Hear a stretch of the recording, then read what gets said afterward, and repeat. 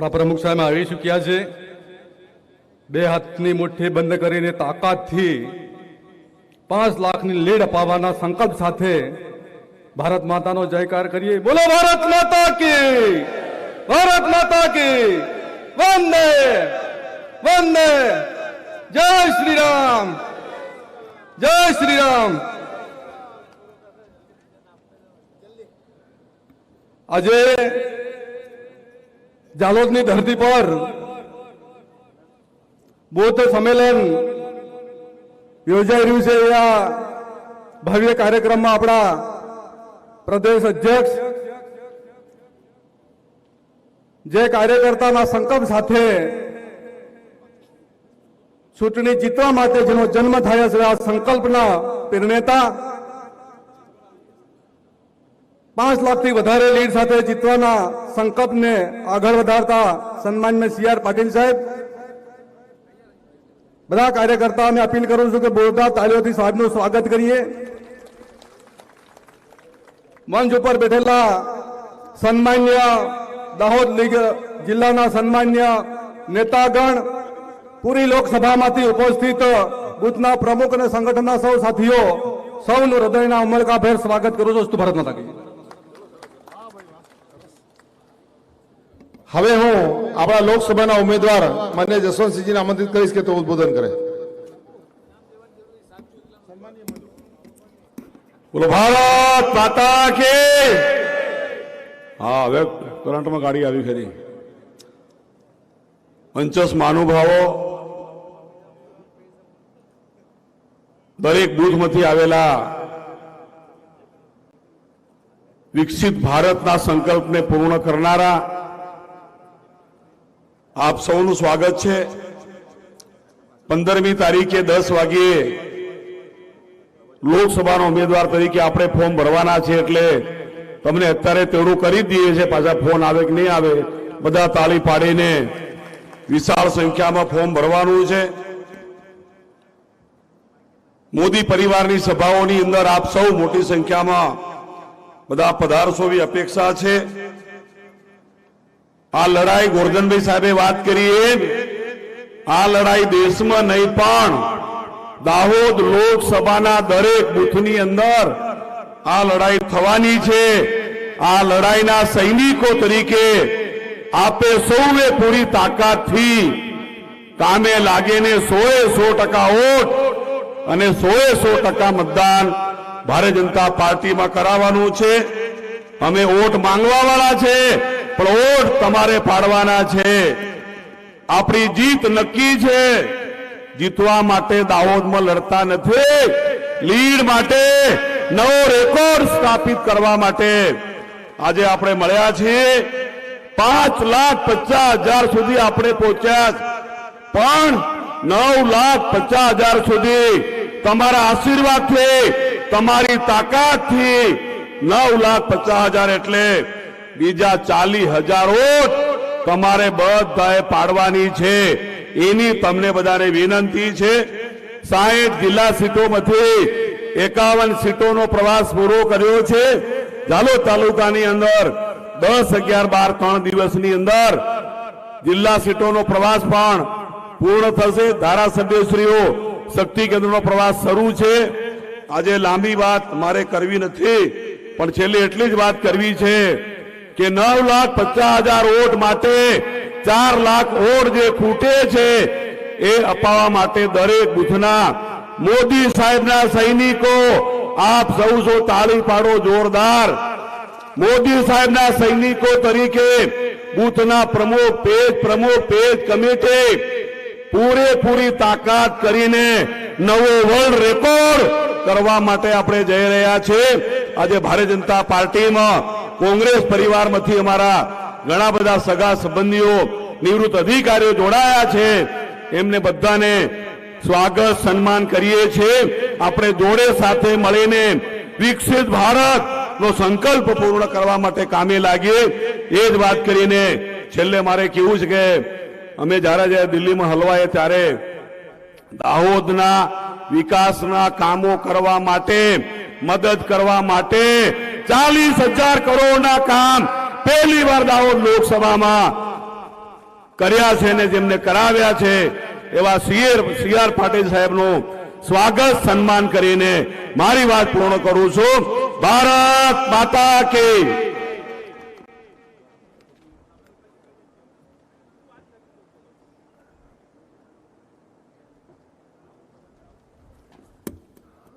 Booth પ્રમુખના સંમેલનમાં આ ઐતિહાસિક ઘટના થવા જઈ રહી છે.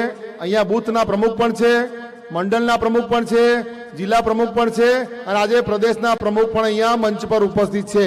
આ જે બૂથમાં આવે છે એ બૂથના પ્રમુખ પણ અહીંયા મંચ પર બિરાજમાન છે. એમનું પણ આપણે સ્વાગત કરીએ છીએ.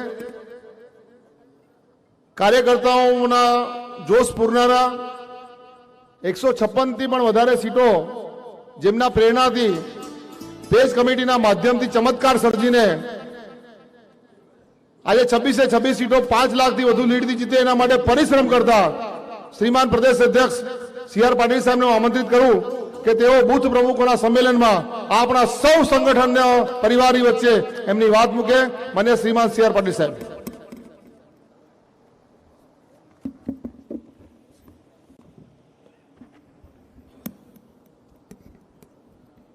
ભારત માતા કી. જમીને આવ્યો કે બાકી છે તો જલ્દી જલ્દી બતાવશો આપણે, પણ પછી તમારે બોલતા રહેવું પડશે. હું તો તમારી સાથે વાત કરવા આવ્યો છે ભાઈ, ભાષણ નહીં. એટલે તમે બી મને કંઈક કહેવો તો કહેજો વચ્ચે અટકાવીને. હું બી તમને પૂછીશ તો જવાબ બી આપજો. તો ભારત માતા કી વંદે, જય શ્રી રામ. મેં બધાને સૂચના આપેલી કે કોઈએ કોઈના નામ લેવાની, હું બધાના લઈશ, પણ 53 નામ છે એટલે બધા નથી લેતો. આખી ચોપડી જ પકડાવી દીધી છે. આટલા બધા નેતા હોય તો પછી તો 5 લાખની લીડ તો ઓછી જ પડે ને, વધારે લેવી પડે. આજના બૂથ પ્રમુખોના આ સંમેલનમાં આપણી વચ્ચે ઉપસ્થિત પ્રદેશના ઉપાધ્યક્ષ શ્રી ગોરધનભાઈ ઝડપિયાજી, લોકસભા ક્લસ્ટરના પ્રભારી અને રાજ્યસભાના સાંસદ શ્રી નરહરિભાઈ અમીન, લોકસભાના પ્રભારી અને પૂર્વ સાંસદ શ્રી રામસિંહભાઈ રાઠવા, રાજ્ય સરકારના કેબિનેટ મંત્રી શ્રી કુબેરભાઈ ડિંડોર,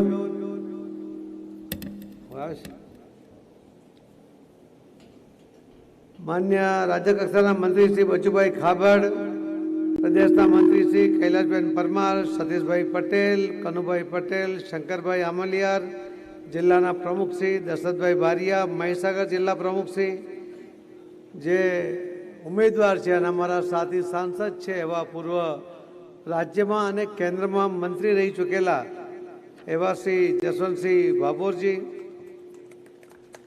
જિલ્લા પંચાયતના પ્રમુખ શ્રી કરણસિંહ ડામોર, બાબુભાઈ પટેલ, મહીસાગર જિલ્લા પંચાયત પ્રમુખ શ્રી મહેશભાઈ ભુરિયા, ધારાસભ્ય શ્રી રમેશભાઈ કટારા, ધારાસભ્ય શ્રી શૈલેષભાઈ ભાભોર, ધારાસભ્ય શ્રી કનૈયાલાલ કિશોરી, ધારાસભ્ય શ્રી મહેન્દ્રભાઈ ભાભોર, ધારાસભ્ય શ્રી સ્નેહલભાઈ ધરિયા, જિલ્લાના મહામંત્રી શ્રી નરેન્દ્રભાઈ સોની, મહામંત્રી શ્રી મહીસાગર, બાબુભાઈ કટારા, તુષારભાઈ મહારાઉલ, વિછાભાઈ ભુરિયા, ભાવેશભાઈ કટારા, બીડી વાઘેલા, એન કે પલાસ, માનસિંહભાઈ ભમાત, મોતીસિંહભાઈ માળી, સુધીરભાઈ લાલપુરવાલા, દક્ષાબેન પરમાર, યોગેશભાઈ પારગી, શીતલબેન વાઘવા, અરવિંદભાઈ પટેલ, અભિષેકભાઈ મેડા, જયદીપભાઈ રાઠોડ, સફદરભાઈ લીમખેડાવાલા, મિત્તલભાઈ સોલંકી, કરણભાઈ તડવી, પ્રફુલભાઈ ડામોર, શ્રી મુકેશભાઈ કર્ણાવર, શ્રી બિરજુભાઈ ભગત, શ્રી દિનેશભાઈ પંચાલ, શ્રી લલિતભાઈ બારિયા, શ્રી મુકેશભાઈ લબાના, શ્રી અમરસિંહ રાઠવા, શ્રી કેવળભાઈ જોશિયારા, શ્રી કાળુભાઈ માલીવાડ, શ્રી દીપકભાઈ પઢિયાર, શ્રી દીપેશભાઈ ઠાકોર, શ્રીમતી હંસા કુંવરબા રાજ, વિધાનસભાના પ્રભારી શ્રી, અને જેમના સાનિધ્યમાં આજે આ બૂથ પ્રમુખોનું સંમેલન મળી રહ્યું છે એવા સૌ બૂથ પ્રમુખો, પ્રભારીશ્રીઓ, શક્તિ કેન્દ્રના પ્રમુખશ્રીઓ, સૌ ચૂંટાયેલા તાલુકા પંચાયત, જિલ્લા પંચાયત, નગરપાલિકા છે કે તમારે નગરપાલિકા, આ ચૂંટાયેલા સભ્યો, દરેક ચૂંટાયેલા સભ્યો અને પદાધિકારીઓ, સંગઠનના સૌ પદાધિકારીઓ, આપ સૌને વંદન, આપ સૌને પ્રણામ કરું છું.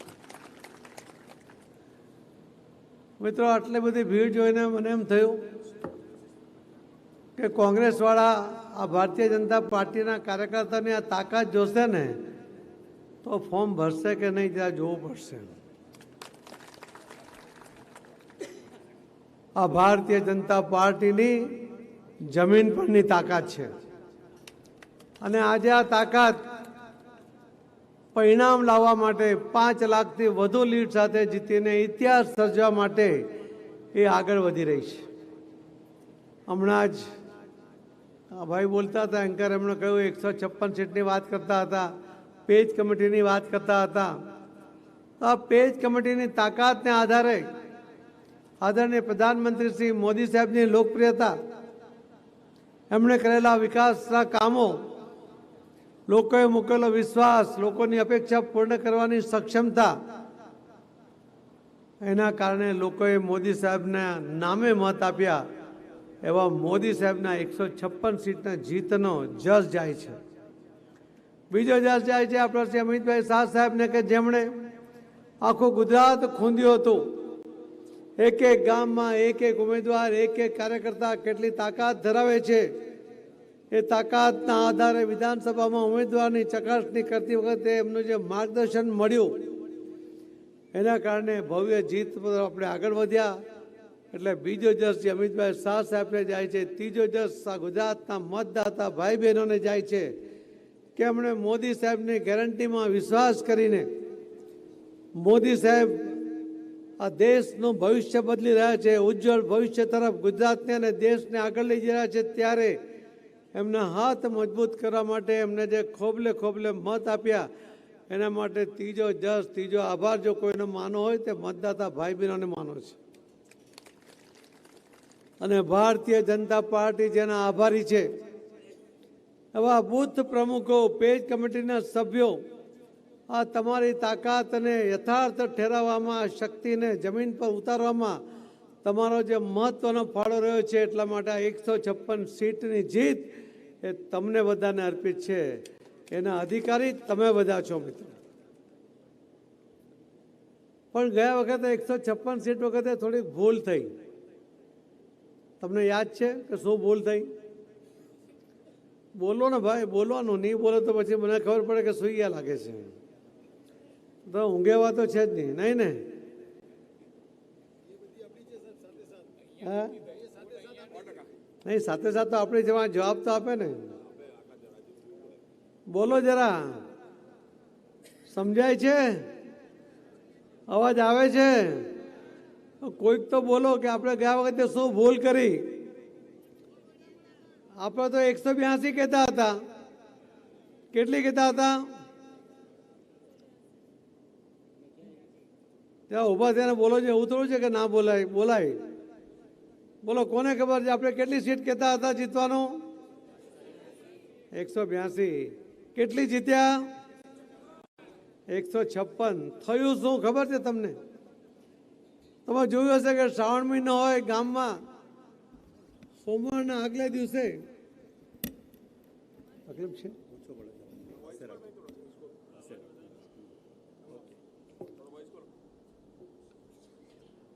ગામમાં શ્રાવણ સોમવારના આગલા દિવસે ગામ લોકો ભેગા થાય ને નક્કી કરે કે બધા 1 લોટી દૂધ મહાદેવના મંદિરે ચડાવવાનું છે.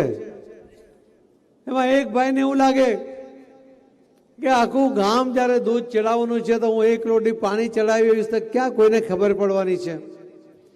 અને બીજા દિવસે સવારે, સોમવારે સવારે મહાદેવ ફક્ત પાણી જ ચડ્યું, કેમ કે દરેકે એવો જ વિચાર કર્યો કે બીજા દૂધ ચડાવશે, હું પાણી ચડાવી દઉં, અને બધાએ જ પાણી ચડાવ્યું. અને એટલે તમને કહું છું કે તમને જે જવાબદારી મળી છે એ બીજો શું કરશે એની અપેક્ષા કર્યા વગર તમને આપેલી જવાબદારી 1 લોટી દૂધ એટલે દૂધ જ ચડાવવાનું છે, એ તમારે ધ્યાન રાખવાનું છે. આ 1 લોટી પાણીને કારણે શું થયું ખબર છે? વિધાનસભાના ઇલેક્શનની અંદર આ પાર્ટી જે બહુ કુદાકુદ કરતી હતી ને, કુલ મળીને ફક્ત 40 લાખ મત મળ્યા આખા રાજ્યની અંદર.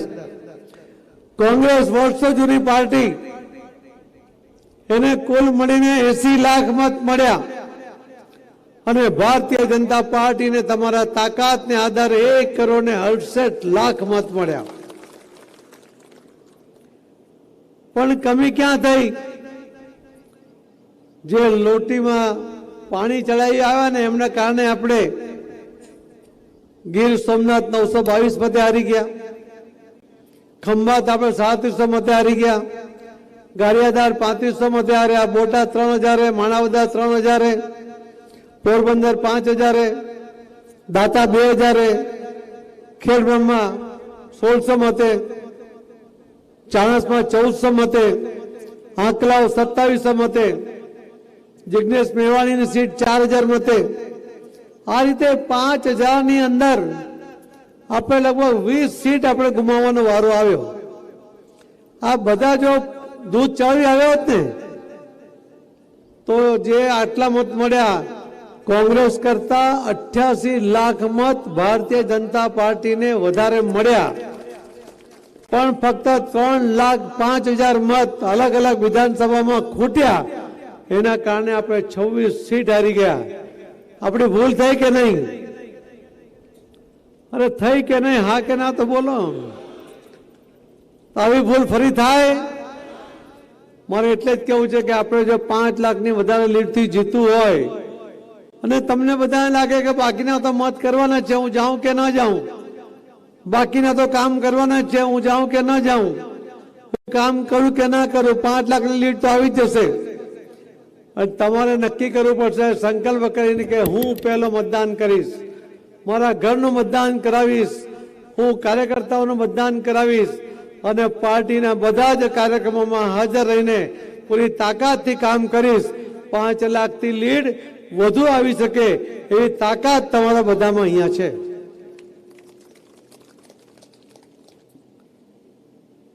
તો આપણી પાસે તો પેજ કમિટી અને પ્રાથમિક સદસ્યતાના જે મેમ્બર છે આપણી પાસે 1 કરોડ ને 13 લાખ છે. એમાં પાછું આપણે નવું કર્યું, આપણે પેજ કમિટીના સભ્ય બનાવ્યા, એ 74 લાખ બનાવ્યા. હવે 1 કરોડ ને 13 લાખ પ્રાથમિક સદસ્ય અને પેજ કમિટીમાં ફરક શું છે? ફરક એ છે કે હું પ્રાથમિક સદસ્ય બનું તો હું, મારી પત્ની, મારો દીકરો, એની વાઈફ, મારા ઘરમાં જેટલા 4-5 લોકો હોય 18 વર્ષથી ઉપરના બધા જ સભ્ય બની શકે. પણ પેજ કમિટીના સભ્ય ઘરમાંથી ફક્ત 1 બની શકે. અને આખા ગુજરાતની અંદર 74 લાખ ઘરોની અંદર આપણો પેજ કમિટીનો એક સભ્ય કે એક કાર્યકર્તા આ દરેક ઘરમાં આપણે ત્યાં છે.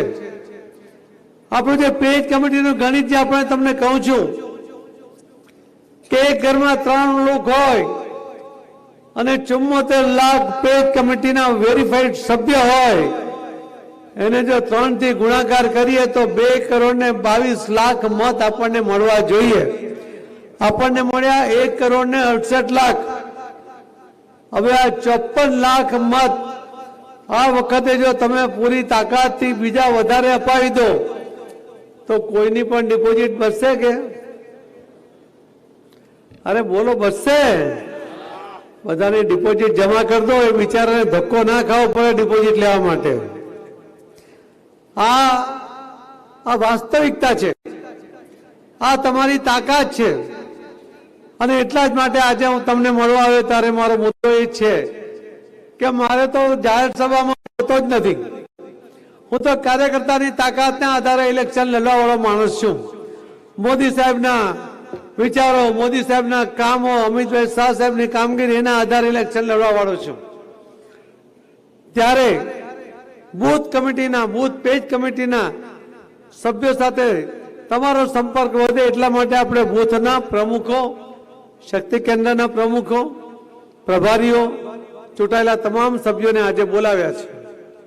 હું જે હમણાં તમને 10 મિનિટ કંઈક કહેવા માંગુ છું એ તમે બધા કરશો? બધા? અહીં કેટલા બૂથ પ્રમુખો છે જરા હાથ ઊંચો કરો. બૂથ પ્રમુખો. આ બૂથ પ્રમુખ એટલે શું? 1000 મતના માલિક એનો કોઈ નેતા હોય બૂથનો તો એ બૂથનો પ્રમુખ છે. અને એ જે બૂથ પ્રમુખના 1000 મતની અંદર પ્રદેશ અધ્યક્ષ પણ એ બૂથમાં રહેતો હોય ને તો ત્યાં તો એનો નેતા એનો બૂથ પ્રમુખ જ છે. તમારા સાંસદ રહેતા હોય, તમારા મંત્રી રહેતા હોય, તમારા ધારાસભ્ય હોય, તમારા ચૂંટાયેલા કોઈ પણ પ્રતિનિધિ હોય, પણ એ બૂથ પ્રમુખની નીચે આવે છે. એ એને કામ સોંપે, કામ એ બૂથ પ્રમુખે સોંપેલું કામ બધાએ કરવું પડે. મને મારા વિસ્તારનો બૂથ પ્રમુખ કહે છે કે આવો તમારે સંપર્કમાં જવું છે, તમારે જવું જ પડે. તો આ બૂથ પ્રમુખની તાકાતનો ઉપયોગ કરવાનો છે. બધા બૂથ પ્રમુખો કરશો? ચોક્કસ? પાક્કો ને? તમે ઢીલા કેમ પડી જાવ છો?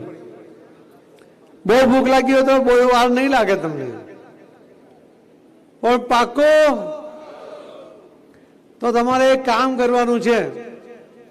આજે સાંજે જઈને બૂથ પ્રમુખો અને એની નીચે 13 જણની કમિટી છે, કુલ 14 જણની બૂથ કમિટી છે કે બધાની? અને તમારા દરેક બૂથમાં 150 પેજ કમિટીના સભ્યો છે. કેમ ઢીલા પડી ગયા? છે કે નહીં? ના હોય ને તો બાકીને આજે ને આજે કાલ સુધીમાં કરી નાખજો. જેટલા ઓછા પડતા હોય 20, 25, 30 તો એ પૂરા કરી નાખજો. પણ તમારા જિલ્લા પ્રમુખ બધામાં કેટલા છે તમારા? 150 ને દરેકમાં 150 હોવા જોઈએ. સરેરાશ નહીં જોઈએ, સરેરાશ નહીં જોઈએ ભાઈ. દરેકમાં કોઈ જગ્યાએ 200 ને કોઈ જગ્યાએ 100 તો એ બૂથ હારી જવાય. આપણે તો દરેક બૂથમાં જ્યાં ઓછું હોય ત્યાં તમે આજે ચેક કરીને કોઈને કોઈ ચૂંટાયેલા પ્રતિનિધિ સાથે બૂથ પ્રમુખ સાથે બેસીને કામ સોંપીને એક દિવસમાં એ નવા પેજ કમિટીના સભ્યો બનાવી દો. આ જિલ્લા પ્રમુખની જવાબદારી છે. હવે બૂથ પ્રમુખ આજે બધા 13 જણના જે સભ્યો છે આ 13 જણોને આજે તમારા ઘરે બોલાવજો અને એક મીટિંગ કરજો. બોલાવશો? હવે તમે ઘરે બોલાવો ને તમારા ઘરવાળી બેન ના પાડે કે આ બધું હું માંડ્યું છે, તમારા ઘરમાં ઉપજે છે, પછી બેન ના પાડે ને, મારું તો નથી ઉપજતું, તમારું ચોક્કસ ઉપજે છે. જો કદાચ એ બેન ના પાડે ને તો એને એમ કહેજો કે હું મોદી સાહેબને 3જી વાર પ્રધાનમંત્રી બનાવવા માટે આ મીટિંગ બોલાવું છું. તો એ બેન છે ને બધાને ચા ને નાસ્તો બંને કરાવશે. તમારા માટે ના કરાવે પણ મોદી સાહેબનું નામ આવે ને તો ચોક્કસ કરાવે. તો આ 14 જણા એની આ મીટિંગમાં તમારા જે પેજ કમિટીના મતદાર યાદીના જે પેજ છે, એક પેજ ઉપર 30 નામ છે અને 30 નામનો અર્થ થાય છે એક પેજ પર 10 ઘર અંદાજે હશે. કેટલા છે? કોઈ બૂથ પ્રમુખને ખબર છે? નથી ખબર? એક પેજ હોય ને એની પર 30 નામ હોય. આપણે એક ઘરમાં અંદાજે 3 મત ગણીએ તો લગભગ 10, 9, 8 એટલા ઘરો એમાં હોય છે. એમાંથી આ 150 સભ્યો બન્યા હોય તો દરેક પેજ ઉપર 5 એ પેજ કમિટીના સભ્ય હોય. બૂથ પ્રમુખે તમારા 13 જણને 2 પેજ આપવાના છે, પોતે પણ 2 પેજ લેવાના છે. તમારા બૂથના લગભગ 30-32 પેજ હશે. તમે 28 પેજ આપી દો. પછી કોઈ મહિલા મોરચાનો કાર્યકર્તા હશે, કોઈ યુવા મોરચાનો હશે, કોઈ ચૂંટાયેલો પ્રતિનિધિ હશે, એને પણ 1-2 પેજ આપી દો અને એમને સૂચના આપો કે આ બંને પેજ પરના 5-5 પેજ કમિટીના સભ્યો છે એનો તમારે એક દિવસમાં સંપર્ક કરવાનો છે. આજે મીટિંગ કરો, કાલે સાંજ સુધીમાં થઈ જાય. હવે તમે ત્યાં કુલ મળીને 10-10 ઘર ગણીએ તો એક કાર્યકર્તાને 20 ઘરનો સંપર્ક માટે તમે આપો તો 20 ઘર જોવામાં તો મોહલ્લામાં જોયા તો ત્યાં ને ત્યાં જ પેજ કમિટીના સભ્યો તો એક પેજ પર રહેતા હોય ને તો કેટલો ટાઈમ લાગે? એક જણને ત્યાં 10 મિનિટ લાગે. 20 જણને ત્યાં તમે જાઓ, પેજ કમિટીના 10 લોકો અને બાકીના 10 લોકો 10 ઘર, તો આ 20 ઘરમાં 200 મિનિટ થાય. 200 મિનિટ એટલે 3-3.5 કલાક થાય. તમે સવારે 1-1.5 કલાક જાઓ, સાંજે 1.5 કલાક જાઓ તો તમારા 20 ઘરનો સંપર્ક થઈ જાય કે નહીં? થઈ જાય ને? કાલે થઈ જશે? આજે તમારે બધાને પણ પેજ આપવા પડશે ને? ઝેરોક્ષ કોપી તૈયાર છે? પ્રમુખશ્રી તૈયાર છે? બધાને પહોંચી ગઈ છે બૂથમાં. આજે આપી દેજો. અને આજે આપીને એ જ્યારે આ બૂથના કમિટીના સભ્ય બધાનો સંપર્ક કરવા જાય ત્યારે એને એ પેજ પર રહેનારા કોઈને કોઈ કાર્યકર્તાને સાથે રાખે. એ વિસ્તારમાં ચૂંટાયેલો કોઈ કાર્યકર્તા હોય તો એને સાથે રાખે. 2-3 જણા જાય, સવારે ને સાંજે જાય, બપોરે નહીં જતા, નહીં તો ગાળો આપશે કોઈ કે હું કેમ બગાડો છું. સવારે ને સાંજે જાઓ અને ત્યાં જઈને તમે જ્યારે પેજ કમિટીના સભ્યોને મળો ત્યારે એમને પૂછજો કે તમે પેજ કમિટીના સભ્યો છો? એ કહે છે હા હું છું. તો એને કહેજો કે તમારા ઘરનું મતદાન અને તમારા પેજ પરના 10 ઘરનું મતદાન કરાવવાની જવાબદારી તમારે લેવાની છે. આ કુલ બીજા 5, કુલ 4 બીજા એટલે કુલ 5 લોકો મળીને. તો 5 ઘરના 5 પોતે કરે અને 5 ઘરનો એ લોકો સંપર્ક કરીને એ લોકો કરે. એટલે પેજ કમિટીના આ સભ્યોનો સંપર્ક કરવાનો છે. બીજું કામ કરવાનું છે, ત્યાં એમને પૂછ્યો કે તમારા ઘરમાં કે આજુબાજુ કોઈ વડીલ રહે છે? વડીલ રહેતા હોય તેને વડીલ વંદના કરીને એમને કહેજો કે 85 વર્ષથી વધુ ઉંમરના કોઈ દાદા હોય એમને પૂછજો કે તમે મતદાન કરવા માટે મતદાન મથક જઈ શકવા માટે અસમર્થ હોય તો ઘરે આવીને અધિકારી તમારું મતદાન કરાવે એવી વ્યવસ્થા કરી દઈએ.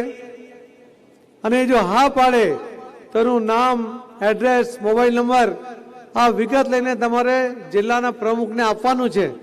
જિલ્લા પ્રમુખ બધાનું ભેગું કરીને કલેક્ટરને આપશે.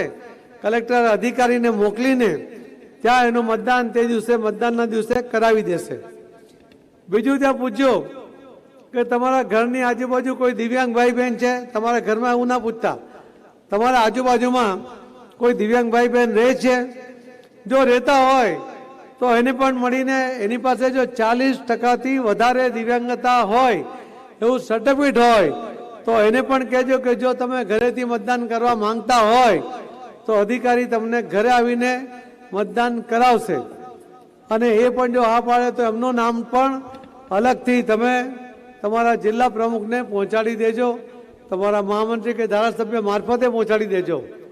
અને ચોથું કામ, 3 કામ થયા ને, પેજ કમિટીનો સંપર્ક, વડીલ વંદના, દિવ્યાંગ ભાઈ બહેનનો સંપર્ક, અને ચોથું કામ કે જે આ વિસ્તારમાં સૌથી વધુ લાભ જે ભાઈ બહેનોને મળ્યા છે એવા લાભાર્થીઓનો સંપર્ક સાથે સાથે થઈ જાય. આ 3 કલાકમાં તમારા બધાનો સંપર્ક થઈ જાય. તમને ખબર હોય કે આ લાભ આને મળ્યો છે, કેટલા લાભ મળ્યા છે, 1, 2, 3, 4 એનું લિસ્ટ છે. જિલ્લા પ્રમુખે બધાને આપ્યો હશે. દરેક બૂથ સુધી પહોંચી ગયું છે. એટલે જ્યારે સંપર્ક કરવા જાઓ ત્યારે તમે અમને યાદ કરાવો કે આ મોદી સાહેબની સરકારમાં તમને આ લાભ મળ્યો, બીજો મળ્યો, ત્રીજો મળ્યો. તમે કોઈના ઘરે જાઓ, તમને કોઈ પાણી આપે, બેસાડે ત્યારે એને કહો કે બહુ સરસ મકાન બનાવ્યું, ત્યારે કહેશે કે મોદી સાહેબની યોજનાને કારણે હું બનાવી શક્યો. તમને ચાનો આગ્રહ કરે, એ ચા આવે ત્યારે કહેજો કે આ ગેસ પણ મોદી સાહેબની યોજનામાં જ આવ્યો ને? તો કહેશે હા એમાં જ આવ્યો. તમે કહેજો કે તમારા ઘરમાં કોઈ વડીલનું હમણાં કોઈ મોટું ઓપરેશન થયું હતું એવી ખબર પડી હતી તો એનું બિલ તમે ક્યાંથી ભર્યું? ત્યારે કહેશે કે આયુષ્યમાન કાર્ડની વ્યવસ્થા મોદી સાહેબે કરી છે, એમાં 5 લાખ રૂપિયા. અને આપણા ગુજરાતના આદરણીય મુખ્યમંત્રી શ્રી ભૂપેન્દ્રભાઈ પટેલ એમણે પણ બીજા 5 લાખ, એમ 10 લાખ રૂપિયા સુધીની સગવડ આ ગુજરાતના મતદાતા ભાઈ બહેનો માટે કરી છે. એટલે બિલ ભરવાની કોઈ ચિંતા. તો આવા 4 લાભ પેજ કમિટીના સભ્ય, દિવ્યાંગ, વડીલ વંદના અને લાભાર્થી, આ 4 જણનો સંપર્ક તમારે એક દિવસમાં કરી લેવાનો છે. એક જ આંટો મારશો એટલે બધું થઈ જશે. તમારી પાસે હજુ લગભગ 30 દિવસ, 29-30 દિવસ હજુ બાકી છે. તમારે 4-5 વખત જો આ તમારા બૂથના સૌ કમિટીના સભ્યો અમને મળતા જાય, એમને મળે, એનો ફોટો પાડે અને એનો વોટ્સએપ જિલ્લા પ્રમુખને અને ઉમેદવારને વોટ્સએપમાં મોકલી આપે કે આજે અમને મળ્યા, આજે અમને મળ્યા, નામ લખી દે, બૂથ નંબર લખી દે, તો બધાને ખબર પડશે. એ પોતાના ફેસબુક પર નાખશે તો પેલા ભાઈને પણ આનંદ થશે કે ઉમેદવારે અને અમારા પ્રમુખે, ધારાસભ્યએ પણ આ ફેસબુક પર અમારો સંપર્કનું લખ્યું છે. એના કારણે બીજા લોકો પણ એમાંથી વધારે પ્રચાર અને પ્રસારમાં લાગી જશે. હું એવું માનું છું કે બહુ તાકાત ખર્ચવાને બદલે ઓછી તાકાતથી વધારે સારું પરિણામ લાવવું હોય તો એ છે બૂથ પ્રમુખોના હાથમાં. તમે બેઠેલા સૌ આગેવાનોના ચૂંટાયેલા પ્રતિનિધિ, શક્તિ કેન્દ્ર અને પ્રભારી તમારા હાથમાં છે. આટલી ટીમ જો એક લોકસભાની અંદર પૂરી મહેનત કરે, આજે મેં સિસ્ટમ બતાવી, સિસ્ટમથી કામ કરે, પ્રામાણિકતાથી એક એક ઘર, ફક્ત 20 ઘર 3 કલાકનું કામ તમને કુલ મળીને આપીએ છીએ અને આખા 30 દિવસ દરમિયાન તમે ફક્ત 15 કલાક એટલે તો 1.5 દિવસ થાય. તમે આ 1.5 દિવસ એટલો જો તમે 15 કલાક તમે આપો તો પરિણામ 5 લાખથી વધુ મતે જીતી શકાય. તમને ગર્વ થાય. ઉમેદવારને તો જીત જોઈતી હોય છે, પણ તમને થવું જોઈએ કે અમારી તાકાત છે કે અમે ઉમેદવારને 5 લાખથી વધારે મતારે જીતાડીએ છીએ. એ તમારી તાકાતથી તમને પણ સંતોષ થાય. તો આપ સૌ આ કામ સંપર્કનું ક્યારે પૂરું કરશો બૂથ પ્રમુખો? કાલે? જો કાલે શરૂ કરો, એક દિવસ તમને વધારે આપો, પણ પરમ દિવસ સુધીમાં પૂરું થઈ જશે. તમે આ રિપોર્ટ તમારા જિલ્લા પ્રમુખ અને ઉમેદવારને અને ધારાસભ્યને મોકલી આપજો. હું એમને પૂછી લઈશ કે કયા કયા બૂથમાં છે, અને એમાં પણ જો કોઈ માઇનસ બૂથ હોય તો પ્રભારી અને શક્તિ કેન્દ્રના પ્રમુખોને પણ મારે વિનંતી છે કે જ્યાં માઇનસ બૂથ છે એવા બૂથ પર તમે પણ વિશેષ ધ્યાન આપીને ત્યાં સમિતિના સભ્યોને અને બૂથ પ્રમુખને સાથે લઈને, ચૂંટાયેલા પ્રતિનિધિ સાથે લઈને એ બૂથ કેવી રીતે પ્લસ થાય એના માટેના એનો પણ ડેટા, કયો બૂથ કેટલો માઇનસ છે એ બધી જ વિગત એ અહીંયા આપવામાં આવી છે. તો આ ડેટાનો ઉપયોગ કરીને ઉચ્ચાલનનો નિયમ છે ને કે ઓછી તાકાતથી મોટું કામ કરવું.